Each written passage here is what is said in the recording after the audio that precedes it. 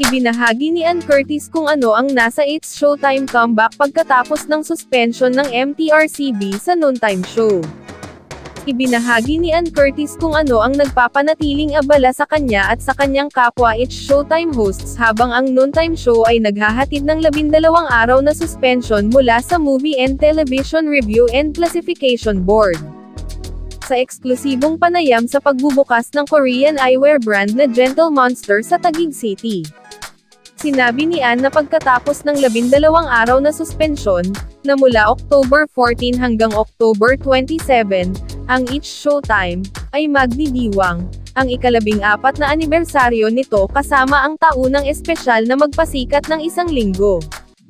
Ang magpasikat ay kapag ang mga host ng palabas, ay nagsasama-sama sa mga grupo, at nakikipaglaban sa isa't isa sa paggawa ng mga hindi inaasahang pagtatanghal. Si Ann mismo ay naging viral, at nanalo sa hamon para sa kanyang mga past death-defying stunts. It's our Magpasikat Week. Anniversary week natin.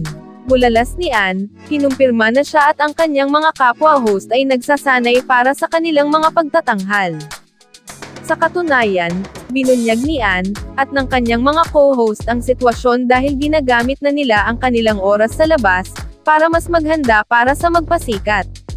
At least may time na kami to train for it.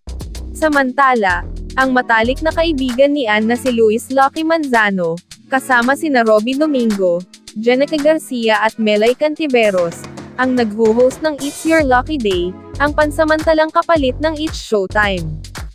Nag-viral kamakailan si Manzano dahil sa pagpapakita ng kanyang husay sa sign language habang nakikipag-usap sa isang person with disability sa audience, at masayang-masaya naman si Ann dahil hindi umano napapabayaan ng pumalit na noontime show, ang mga manonood lalo ang madlang people.